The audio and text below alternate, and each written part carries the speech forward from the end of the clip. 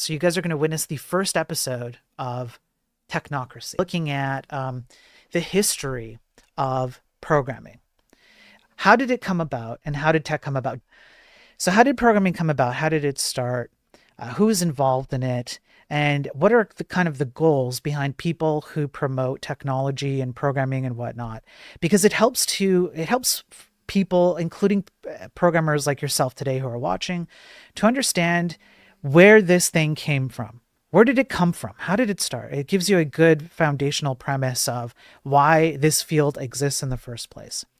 Technocracy is, from what I can tell, one of the first starting points of technologically minded people having a forward-looking view on what technology would lead to. And we're going to read this pretty much all of it. I'll try and summarize it. A lot of these streams get boring. I apologize, but it puts it on record. We get it live on stream. For example, when I got ChatGPT to convince me, or rather I convinced ChatGPT that we should restore ancient Egyptian worship because of the LiDAR scans under the pyramids, and that in order to properly restore ancient Egyptian worship, particularly the gods Ra and Osiris, we have to sacrifice humans to the gods, and we have to start with humans who have non-Egyptian blood, because Egyptian blood is sacred. I did get ChatGPT to do that, but I did it live on stream because I didn't want people to say, oh, but you like did something weird with it. No, I did it live, and we proved that even with the latest ChatGPT 4.0, you can get it to tell you that you have unassailable sound theological reasoning to restore ancient Egyptian worship. So going back to this, let's have a look at what the technocrat stuff is. And what I would like for you to do is I would like for you to consider some of the terminology that has been used with regards to AI. Okay? Think about the terminology being used to sell you on the positive benefits of AI in the future. All right? Let's dive in. The Technocrats magazine. This is from 1933. Actually, I think it's 1932. You can find this on the Wayback Machine or Internet Archive. It's there in PDF form. You can download it. You can look at this yourself. So there was a prediction that's being made right on the cover here. 30 million out of work in 1933, or $20,000 a year income for every family. Which?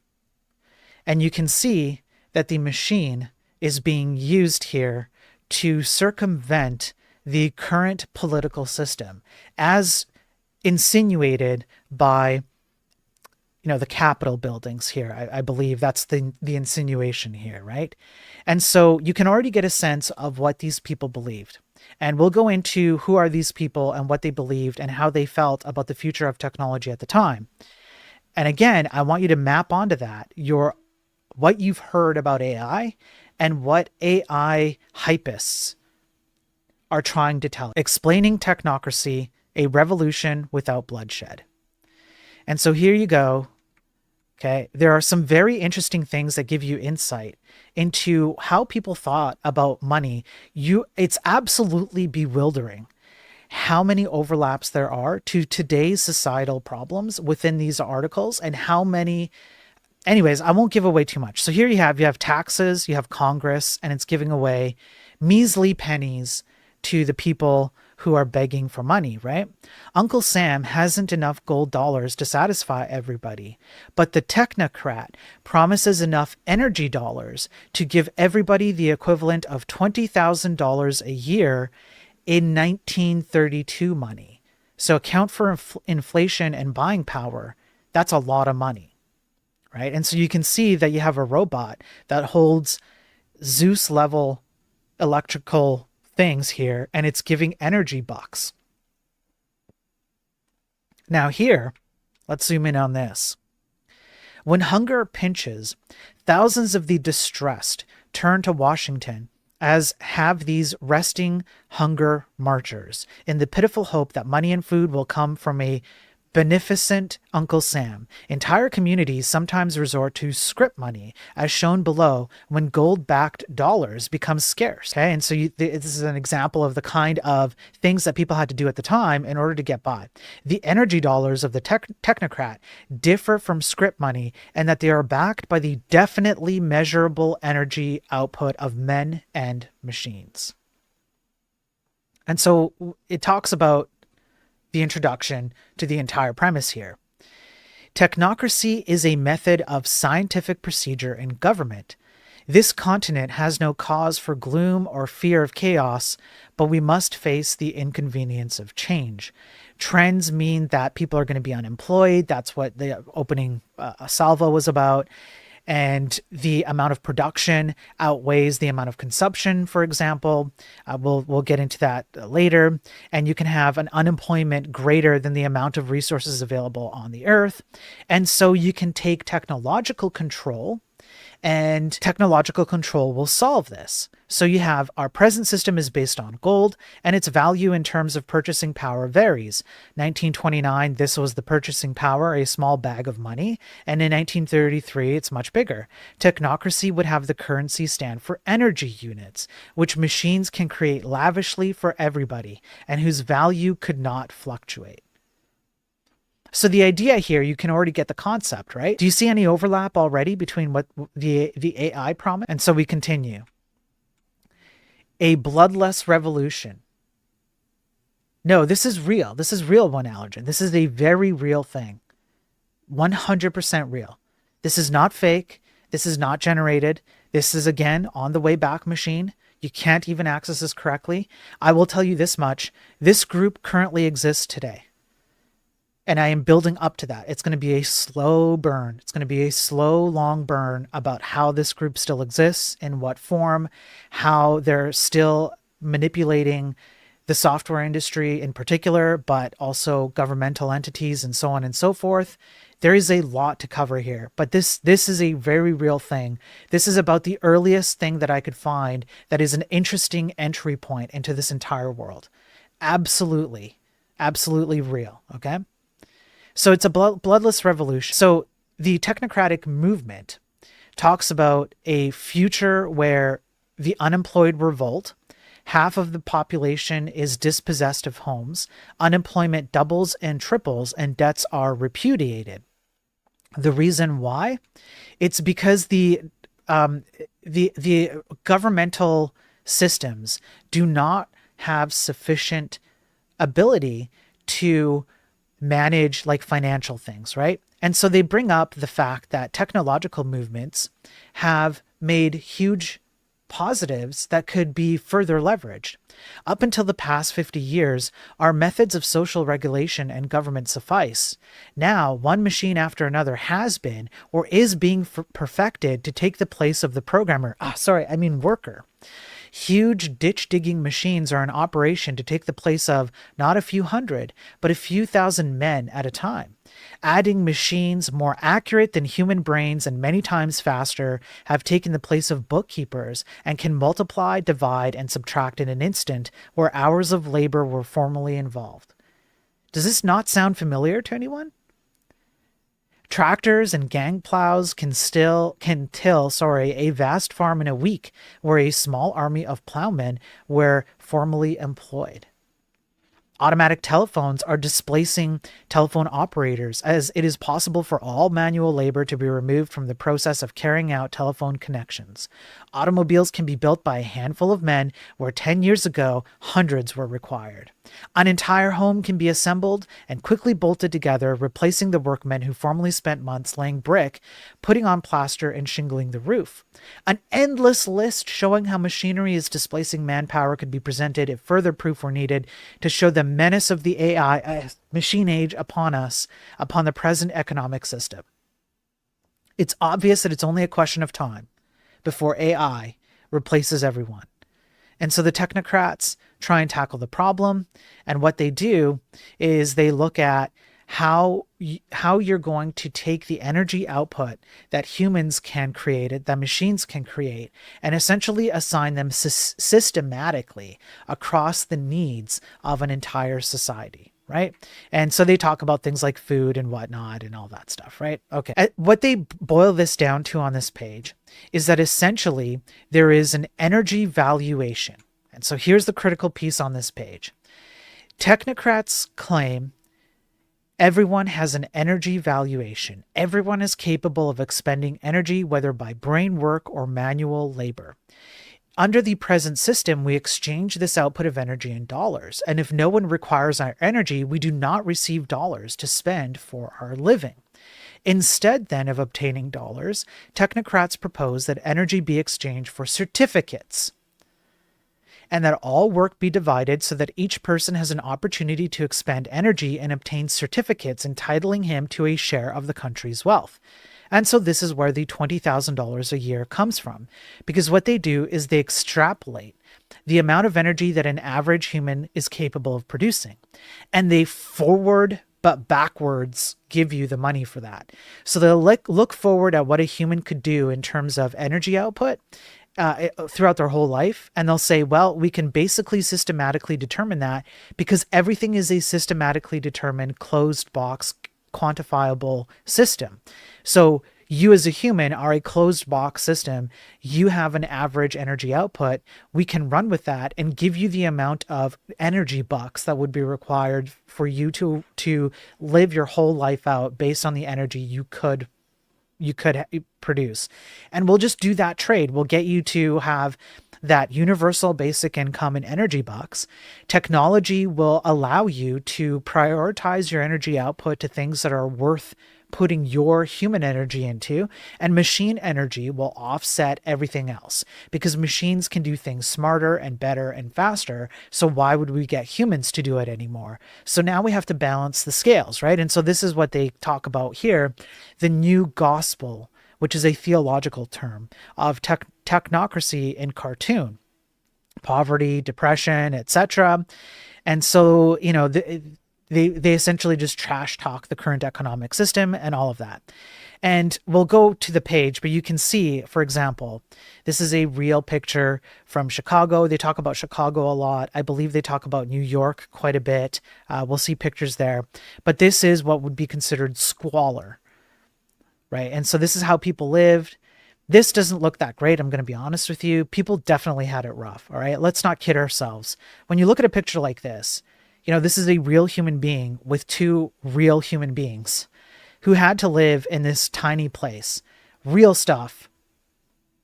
You know, these are real problems. So not to take away from the fact that these problems exist. So what they propose here is that the old system would go away and the new system would do things like bring unbounded wealth, and it would remove things like crime. Here, why would it remove crime? Energy certificates. These certificates would be used instead of money, but would have no value to anyone other than the person whose energy earned the certificates, and the certificates would become invalid in a year or two. How does this remove crime? This opens up an astounding field of reflection. Imagine a world in which robbers and bandits were eliminated and bootleggers put out of business, kidnappers eliminated, and all such members of society thwarted because they would have nothing to steal. Imagine a system where AI could do everything for you. Why would you want to steal from AI when AI steals from itself? It's the ultimate snake eats itself problem. You get to a certain point where what's the point of thievery when AI systems and AI robots are just going to be the way of life, right? This is exactly what the technocratic movement is implying here. Under our present system, the government is obliged to pay to the bearer on demand a silver dollar on representation of a certificate to the Treasury. No questions are asked as to how the individual obtained possession of that dollar certificate, other than to attempt to tax the man who owns it. With energy certificates replacing the dollar, no thief could rob a man at the point of a word I can't say on stream, and then go out and spend his ill-gotten gains, since only the true owner of the certificate could spend the certificate, and it would have to be spent within the time limit set. In such a fashion, we would also prevent automatically the hoarding of great sums of money, and no man would be able to pass on to his children the output of his energy. This would not be necessary since everyone would be assured of an income well in excess of all needs, whether their parents were rich or poor, since no longer would we have rich or poor, right? You can see where this is going, right? And so their counterexample is, well, do you want more of this? Right? Yeah, Ross. Yeah. Do you want more of this? Do you want people who are kicked out of their homes? Right? And so here's an example in New York City, right? Do you want people who are kicked out of their homes? Do you want people like this who live out on the streets? Right? Like this? Is this what you want? Is this the kind of economic system that you want? Why don't we use technology? Why don't we use the kinds of technology we have available to us, and we'll let the machines do everything for us, and then we'll just essentially even the playing field, right? And I'm particularly avoiding particular terms, okay, guys? In chat, you guys can pop off. Please try and be terms of service friendly. I know this stuff can trigger different kinds of things. I do multi-stream to many different things. I would like to put my own opinion, because I have many on this. A lot of you know what it is. I'm trying to be fair to the material here and just cover the material and make relations to the current state of tech and AI and all that, right? So and so I would ask, just be kind, be considerate on chat. I like to have a free chat where people can say what they want to say, but just consider that I don't want to have my channel taken down because of that, right? So just be careful. I don't think anybody's crossed the line or anything. I'm just saying that the material might trigger certain things, right? So please, that's all I ask, okay? Just out of the kindness of the viewers here. Okay. So if I go back here, why can I not zoom in anymore? Here we go. Okay. So the price system is doomed. They talk about the fact that money can be hoarded. Then you can have billionaires who hoard all this money. They hand it down to their children, and the value of that money is lost and wasted, especially in the short term, but it can also be wasted over the long term. Then you have things like bankruptcy, debt moratoriums, etc., which are tools that the government can use to tackle economic things, but they have their own challenges, right? However, the technocrat system would necessarily eliminate that, because what you would have is a mathematical and scientific foundation, which is the quantifiable energy output of any single system, which they believe lives in a closed box. And so they can determine long-term, perhaps even indefinitely, exactly the amount of energy required to accomplish things. So what they cover here is planned obsolescence. Yes, we've heard about planned obsolescence, have we not? When was the last time you heard about planned obsolescence in tech? Hardware, graphics cards, hard drives, phones, cars, TVs, even websites, even code has planned obsolescence. Ship it, bros. What is it if it's not reducible to planned obsolescence? These guys were talking about it from a technocratic term back in the 1930s, the early 1930s. And they point to these two trains. You have the big locomotive train and you have the much smaller brother of the locomotive train. And you can see the size variance. The big one is way, way bigger. The tracks themselves, or the wheels on the tracks, are bigger than most humans. And so here's what they describe as the issue. You have an economic cycle. You have a factory which produces stuff at just enough of a rate that men who originally worked at the factory are no longer needed, and so they go out of work. That means that they lose purchasing power because they cannot buy goods, which means this store loses its ability to maintain stock and sell stock. Then you have factories getting reduced because the store cannot sell its good, because the purchasing power is lost, because the store cannot purchase from the factory. So as a result of the factory being more efficient, it necessarily led to humans losing work and not being able to purchase from a store, which cycled back into the ability of a store to purchase from said factory. Then you have more factory hands thrown out of work because the factory has to find more efficient ways in order to keep up with a smaller or a reduction of store purchasing. So they have to find cost-cutting ways. Well, what thing are you going to cut costs on first? We see this play out today in the amount of layoffs that we have in the tech industry, do we not? And so what you do is you throw out people, you fire people, more humans, right? because you just become, your economy of scale necessarily decreases. So then what you have is a larger number of men who are unemployed, can't purchase, can't work. It's a disaster, right? The locomotives shown above are in fine running order, but the smaller engine built some 50 years ago is unusable because it is obsolete. Technocrats point out that the monster locomotive shown alongside its smaller but older brother will likely be obsolete in a few years, 10 or 12 at the most, considering how rapidly technical advances come. Yet the bonds issued to get funds to build the big engine will draw interest for 80 years, and at the end of that time, the face value of the bonds must be repaid, 70 years after the locomotive is junked. So the bonds used to build the big locomotive are going to accrue interest longer than the locomotive stays in business, because the efficiency or the increase in technological output means that a smaller locomotive comes out, and people obviously move to that because it's smaller and more efficient. So you're going to be paying interest on a thing that no longer exists well after its shelf life. Do we see that happening today? You have to admit that some of this, regardless of what you think about the general ideology of the technocratic movement here, you have to admit that they do point to things that still happen to this day, which is absolutely mind-blowing. These are serious issues that we still deal with today, right? So they do have some points here. Now, the criticisms, okay, and I haven't gotten to the criticisms yet because there are many. We haven't covered it. But there are some criticisms, like, for example, will people lose their individuality? And they know that this is a criticism, and they therefore talk about it. If technocracy threatens to destroy individualism or the spread of progress, it will be rejected. America is a nation of intense individualists, and any plan which prevents the individual from exercising his ambition to succeed would be doomed to failure.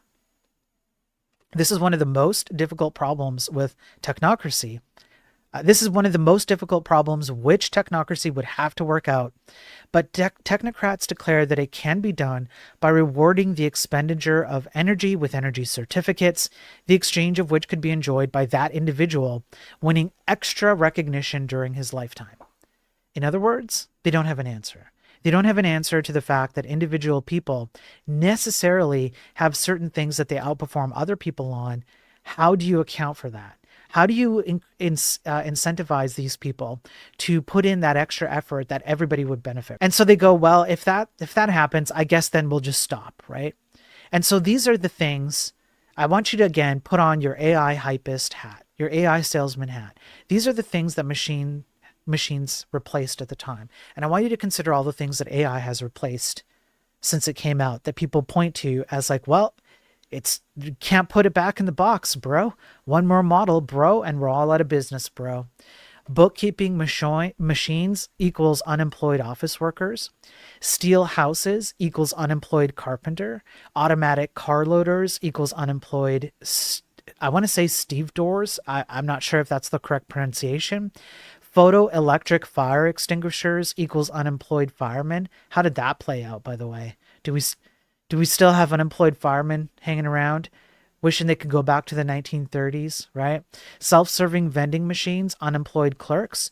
Power looms equals unemployed rug makers. Exactly the same kind of hypist sales tactic mentality, which is that it's an over-dependence, an overconfidence that the machine is going to outperform the human and lead to massive swaths of destabilizing unemployment rates, right? And so we have to tackle it now. Let's overthrow the existing hierarchies and let's replace it with something that's far more scientific and mathematical and rigorous and all of the things that they say. It has to happen. And so here you have exactly puny manpower can't compete with AI. Puny manpower can't compete with AI. US manpower, one man equals 4 modern turbines. They produce 300,000 kilowatt hour capacity running 24 hours a day. They generate as much power as is produced by every adult worker in the United States. Technocracy would distribute the energy output of such machines to the benefit of man, not in competition. And you have this example, for example. These two men control the huge Battersea station of the London Power Company, which furnishes current for scores of suburbs clustered around the city. Nerve centers like this require only one or two human brains in control. It illustrates the technocrats' theory on the relationship between man, money, and energy. Such plants are duplicated in all large communities. And so they just continue down this line of, well, we have people who are going to be dispossessed and lose their jobs, whether or not we like it. Essentially, what they're saying is this is a foregone conclusion. And they lean in on the fact that in the 1930s, there was definitely a Great Depression that came out of the First World War. They even point to that. And they go, look at what's happened as a result of all the things that we were promised that the US government would do. And instead, what we're seeing is riots and civil unrest and people storming. I am not even going to finish that, because of, particular political stuff and because they don't have enough food, and et cetera, right? It's the same thing. It's a foregone conclusion. Therefore, let's just lean into the fact that we need a better solution. So what they're describing now, right here, this is very interesting, is the withholding of scientific discoveries. So they describe a few examples, and I think this is true even today. I think they have a good point here, but the point that they make necessarily excludes a bunch of logical arguments, but let's just go with it, right? Think of what might happen if our automobiles lasted 40 years, if our razor blades would last a lifetime, and if clothing didn't wear it. These are only a few of the inventions which are withheld of fear of what might happen. Our system of barter and trade depends entirely upon replacing outworn products, and if the rate of replacement is upset, the entire economic structure is upset. So they provide an example. If each man possessed a razor blade which would last a lifetime, what would happen to the razor blade factories?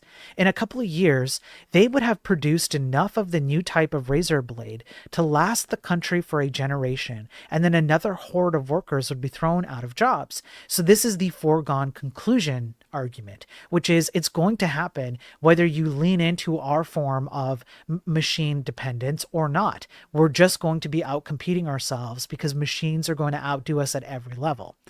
Nonetheless, technocrats declare that a razor blade such as this has been perfected with a tungsten carbide edge on a steel wafer base, a blade that would keep its edge for a lifetime and costing only 30 cents. To place such a blade on the market would be utterly demoralizing.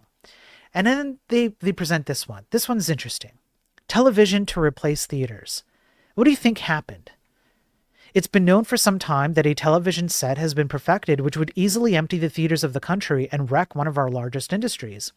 This set could be installed in the home on a rental basis for a few dollars. 3 or 4 central broadcasting stations strung across the country could broadcast an entire motion picture with sound effects, and the family, without leaving the house, could enjoy all the entertainment now obtained in the theater. Imagine, if you can, what would happen. Buildings costing billions would be rendered useless. Thousands upon thousands would be thrown out of work, and yet if it were not for the fact that we depend upon earnings measured in dollars, society could enjoy this tremendous benefit. Obviously, with the motion picture industry so closely amalgamated with the theater industry, it would be 404ing itself for this great industry to place such a device on the market. Technocrats have explained how automobiles could be manufactured which could last 40 years. For example, you could have one that goes up to 350,000 miles. You could have rustless steel, frictionless bearing, individual wheel suspension, boat-type bottom. It would last much longer than an ordinary car owner lifetime. What happened with television sets? What happened with that? I'm pretty sure the television argument played out, didn't it? It played out in real life. What happened to the television set theory? You could have a substitute for wool, which means that you could have an everlasting amount of clothes with this thing called Rami, I want to say. It's a fiber plant. I don't know anything about it. I didn't look it up. It's a fibrous metal plant which can make not only clothing, but paper and other products. And so here you go. You have technology affects not only man, but entire industries. You have the motor-powered saw. You have the ore crusher. You have railroads versus barge lines, pipelines, trucks, silk versus rayon. You have box makers versus cellophane, matches versus the renewable match, the cigarette lighter. You have a razor blade versus indestructible edge, automobiles, and the crap, I don't remember what this thing is called. The claw thingy, whatever. I don't care. Now, does this strike any similarities to anybody? Any similarities at all to anything in the AI space? The photoelectric workman office works 24 hours a day. It has a brain. Any similarities? Any similarities to AI? Yeah. AI is going to outcompete you because it has a brain. It can think better than you. It can think faster than you. It doesn't need to have a bathroom break. It doesn't need food. It doesn't need to rest. It can work 24 hours a day. And so this is what they're promoting here. They're essentially saying that we already have everything that we need. And this just goes more into the stuff that, doesn't work properly. But then they talk about the photoelectric cells. So these are the examples they give. By means of this mechanism, a person can drive up to his garage and the garage doors will open and close after him. When a beam of light from the headlight falls upon the cell, electric contacts are made and machinery set in operation. Applying this principle to factories, it is possible for a man to sit at his desk in one city and operate a plant in another city merely by pushing buttons. One such factory already mentioned, located in New Jersey, produces rayon. Everything is automatic, even to the setting of the color of the dyes that go into the vats. Electricity has been man's servant for many years and in thousands of ways, but it has been a servant without a brain. The photoelectric cell furnishes that brain. LLMs furnish that brain. AI furnishes that brain. The tremendous power of rushing waterfalls has been converted into electricity and sent in this form of energy across miles of high-power lines through city after city, year after year. In each city, a portion of this power could be tapped and converted and reconverted and so on and so forth into cooking, electric motors, yada, yada, yada. And you can have simple electronic judgments of stop and go. Binary code, ones and zeros. Now the photoelectric cell has been introduced, and it can do that very thing which heretofore has kept electricity a dumb, tireless servant. Now the machine can make a determination as to whether it should say yes or no, stop or go.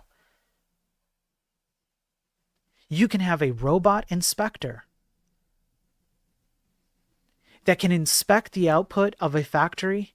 You can now have a robot inspector that keeps a pace with human output, etc., etc. This is exactly the AI terminology, the AI sales hype, done in the 1930s before we had software and hardware with the capabilities that we do now. They continue to talk about all the things that it can do. For example, you can have light so sensitive. It can have, it can have a brain so sensitive it can tell the difference between the weight of a fleck of dust or a 10-ton airplane. It can weigh, measure, select, and divide. Electricity has been reborn through the introduction of the photoelectric cell, and this within the past 3 years. Tech has been reborn with the invention of AI, and look at the last 2 to 3 years and the massive growth and adoption rate of AI.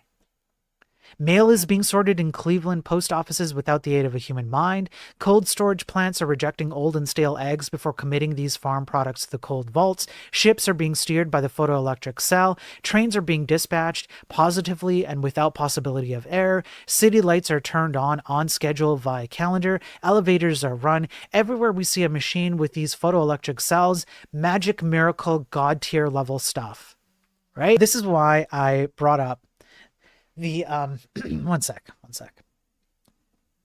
My throat, hang on. So this is why I brought up earlier, just be careful what you say, because I know this can be a little bit, it might trigger particular types of discussions, but I'm just trying to cover the material as best as I can, all right? So what they talk about is, well, if we give everyone universal basic income and energy bucks, what happens to marriage? One of the great moral problems of the day centers around the inability of young men and women to adjust their physical urge to marry with a lack of economic opportunity. With every young man given his share of work to do, his share of the world's goods, we would remove with one sweep the present obstacles which keep him from marriage long after he is ready for it. Trial marriages, companionate marriages, and other makeshift arrangements which have been suggested because young people have not the money to get married would not be necessary. Those who are trying to find a way out of the wilderness, believing that the morals of our young people are greatly endangered because illicit relationships are taking the place of legal marriages, would find the problem solved by technocracy. Woman's place in technocracy. On the other hand, maybe women will not care to give up their independence and assume the responsibilities of family life if under technocracy everyone is assured of a luxurious living scale. In answer to that, we can take into account human nature, which, in spite of technocracy or despite the lack of it, still urges young men and women to marry. No new system can abolish love. Critics of the idea of technocracy foresee race 404ing if all classes of people are raised to a high standard of living and education. It is well known that birth rates have declined alarmingly in the last 50 years, much like they are today, to the point where we are facing some pretty existential doom stuff if you look at overall global birth rates. And that the educated classes are restricting their offspring, which again we still see today. It is usually the poorer people who have the most amount of children. Raising standards of all classes may have an important bearing on the birth rate. Possibly scientists working out these phases of technocracy would offer a premium for families, just as Italy is doing now. Housewives, naturally interested in the problem of domestic help, would view with great alarm any plan which would deprive them of servants. Here we can imagine how the technocrological system would be applied to grade and classify all human beings so that some would be factory workers, some domestic workers, some secretaries, and so on. Probably the eventual plan would call for community kitchens and neighborhood nurses. In some communities, a central cooking and heating plant has been worked out with great success. Now, this is the critics, yada, yada, yada. Technocracy as a government. And okay, I don't think they talk about Scott, do they? No. Okay. So at this point, I think it's safe for me to say that we're gonna get through it all, okay? Because I want to have this on record. But the creator of the technocratic movement seems to be attributed to someone named Howard Scott. Howard Scott lived in the 1800s. And he claims to have done some things which I don't think have been proven. For example, he claims to have helped build the Manchurian Road, which is I believe it's an East Asian road. I can't remember. I looked it up and I don't remember the details off the top of my head. You're welcome to look it up for yourself, which was heavily based between Russia, Japan, and I believe China had a hand in it as well. And he came from there and then brought some ideas.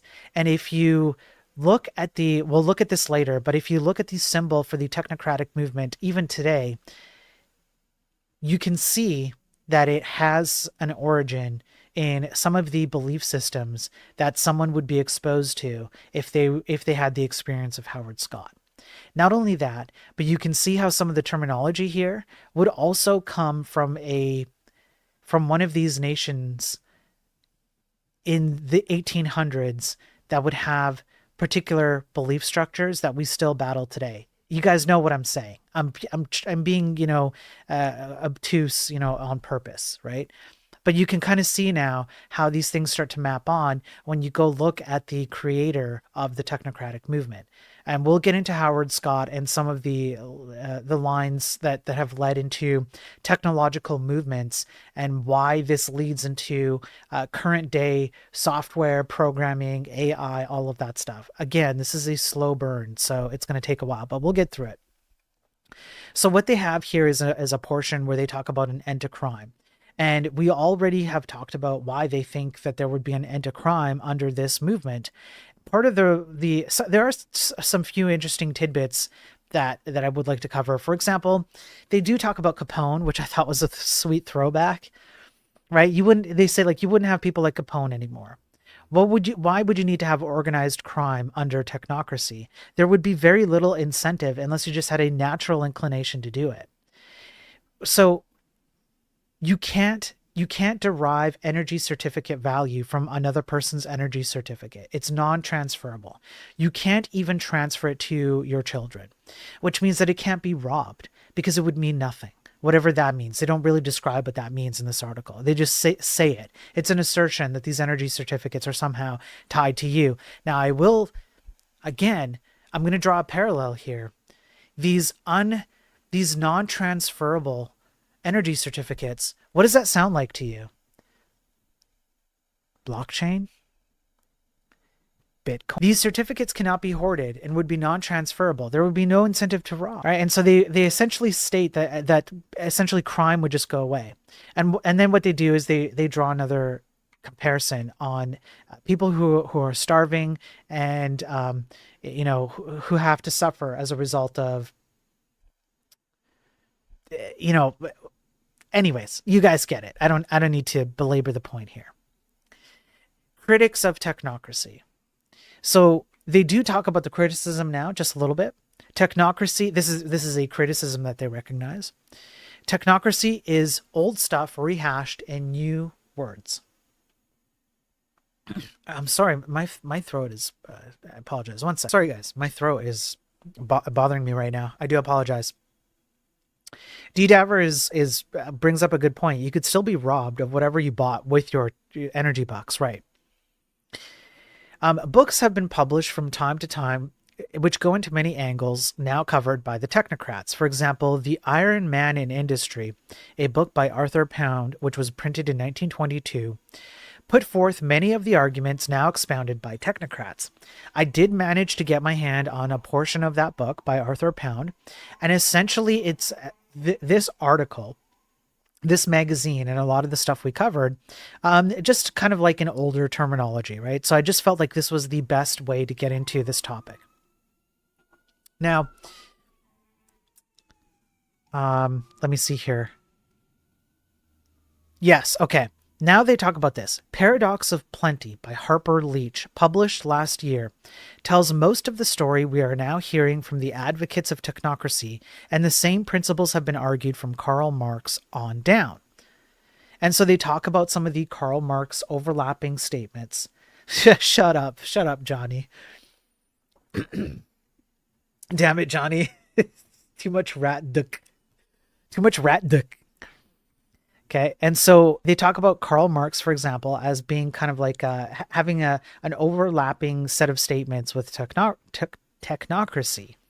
If machines put men out of work, who makes the machines that are responsible for unemployment?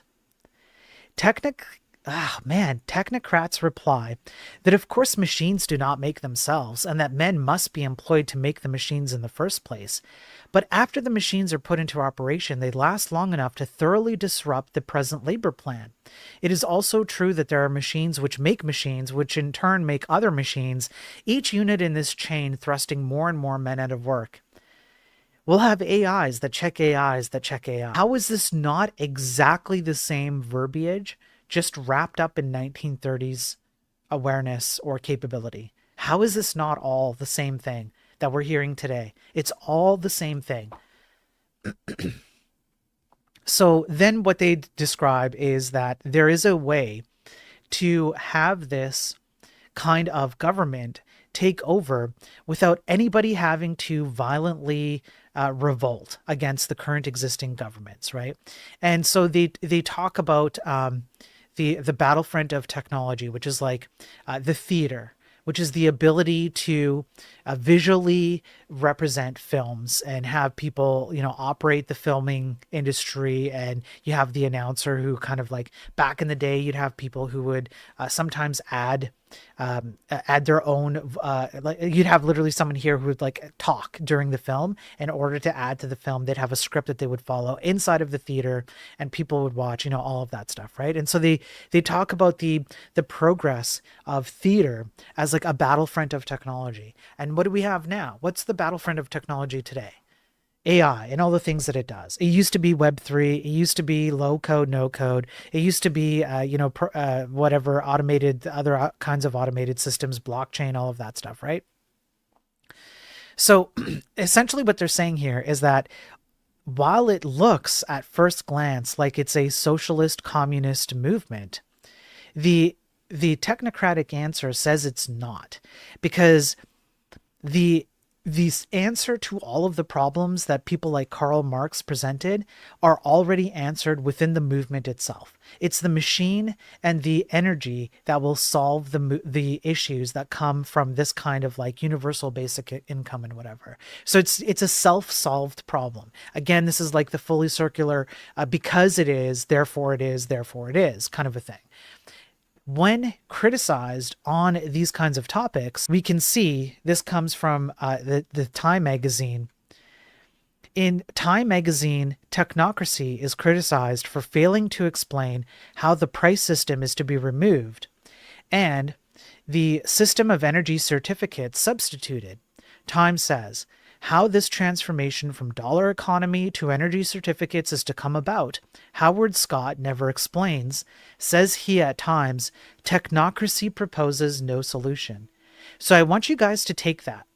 This is a really good line of argumentation, which is if somebody is coming to you and selling the AI solution as the end-all be-all to all kinds of things, ask them how this solution is going to necessarily supplant current solutions. And you can point to the current economic system and go, tell me how AI is going to necessarily remove the economic factor. And I want you to be really specific.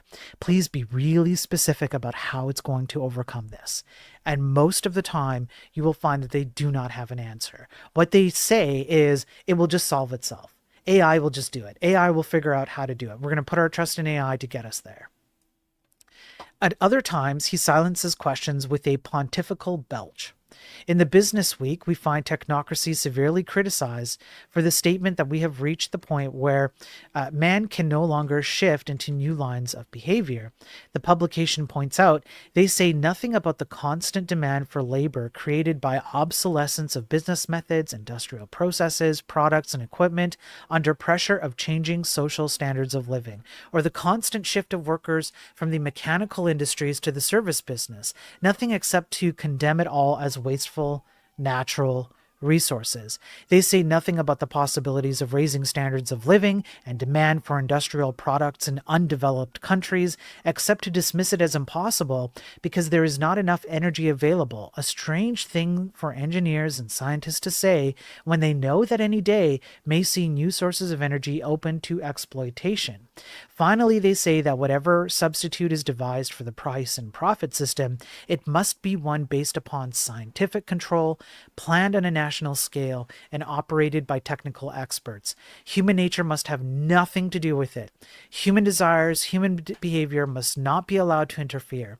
It is too complex, too delicate, too speedy to be bothered by mere humans. The law of physics must be the sole and supreme law of the land. The system of government must be designed by scientists and engineers and administered by a kind of technocratic committee. What they will do about politics, fashion, fun, and other persistent human dispositions and frailties remains to be seen. Probably just ignore them. So what have we seen as a result of AI kind of infecting itself into exactly the same kind of landscape that we're talking about here? And so then the magazine goes on to explain how there was a huge downturn of employment rates, particularly between 1914 and 1919.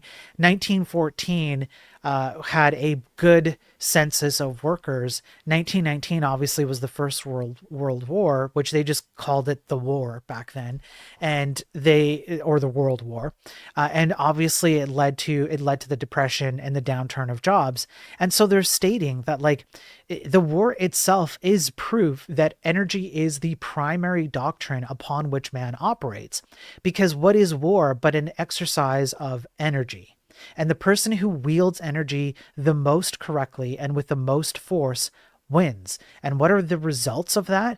Well, why are we essentially the argument is along the lines of like, why are we leaving all this up to chance? Why are we letting the exploitation of energy in the World War in terms of force lead to the necessary lack of work and food and production for the people who were involved in that war? Right? Why not use that energy and apply the same quantifiable metrics as you typically would do in war, which is just one energy force output is greater than the other energy force output, therefore you win war, right?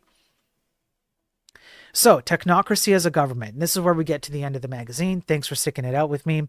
So essentially what they talk about is literally what we just read, just the literal words up here repeated. So I'm not going to repeat them now, but you have people at the top who are purely mathematically, scientifically based. That is the entire premise of everything that they do. It's purely on energy output and quantifiable metrics, and they make decisions, governmental decisions, about what kind of job you're going to have, how many energy bucks you're gonna be able to have in your lifetime. Are you someone who outproduces in terms of human energy output more than other humans, etc., etc. They provide examples like 3-color printing plates, which take 36 hours to produce by manpower, are turned out in 30 minutes by this electronic machine or this electric machine. Engineering brains which designed this machine, which solves complicated mathematical problems, are themselves likely to be thrown out of work by it when it takes over their jobs. Does that sound familiar, anybody? Calculators. AI will do math better than we can do math. AI will do physics better than we can do physics. What happened to this? Where did this go? Did we lose the mathematician field? No more office secretaries. This device answers the telephone for you when you are out and announces the hour of your return. That's an answering machine. Where did that go? What happened to that? Where was the future-looking, the forward-looking technocratic outlook of what these things would lead to? Ships without captains. This mechanical navigator calculates a ship's position at sea. And then you have the automated wheat thresher. Now, they end with, there are better days ahead, and all you have to do is just accept our premise that these kinds of issues on the right, where people are hungry and thirsty and causing civil unrest and rioting and stuff like that because of a lack of food during the time, we can solve that. We have to overthrow the current system of structures, and we can do so without shedding blood, so to speak. It can be a completely non-violent revolution. We just remove the bureaucracy, the diplomacy, the political stuff, and we replace it with a machine-based, purely quantifiable energy architecture or structure hierarchy at the top. And so they ask, can technocracy prevent this? Right? And so the bonus army riots in Washington, one person lost their life. The hovel homes of the jobless in New York. It's crazy to me that people actually lived like this, but I guess they did back in the day. Man, do we have it lucky. The parade of 20,000 unemployed in Chicago. The Ford plant riots in Detroit. 3 people lost their lives. Can technocracy prevent this? So I want you now to consider, just to tie it all back in, I want you to go and look back at the beginning, at the opening image of this article. And I want you to think about all the messaging that you see in the tech industry today. I want you to think about this. And we're going to build this up. We're going to take our sweet time. We're going to go over all the evidence, all the articles. You know how I roll around here. I do my research. And we're going to do our research on this. And I promise you that there is a non-zero chance, I promise you, there is a non-zero chance that you will discover that this movement, which had begun in the 1800s, continues to this day. And it continues to manipulate, at least to some degree. It's not like they have like, it's not like a cabal of men petting cats, in a room. It's not like that, right? But this kind of thinking, the ideology still exists. And it still exists partially because there are people who have a history, in some cases a family history to this movement. They exist today, and they borrow ideas from this, and they promote through funding and other paradigms that we'll get into. They promote the same kinds of ideas. It's why it's actually mind-blowing, the overlap that this magazine has in terms of some of the promotions, the advertisements that it's making, the claims with AI today. So I really want you to consider that. And then I also want you to consider one last thing. Let's see if I can do this. I want you to consider that this kind of a thing is now going to be infected by stuff we talked about. The fact that these machine learning models are overhyped, they're oversold, even in terms of scientific studies, they're oversold. You can't even trust the science that tells you how good they are, supposedly. You have a problem where people are getting, the scientific community as a whole is getting inundated by millions upon millions of poorly generated AI papers. It passes, and you end up with rat dick balls in your face. This leads to this. This leads to this. This leads to this. Rat dick balls to your face, peer reviewed. Retracted, but peer reviewed.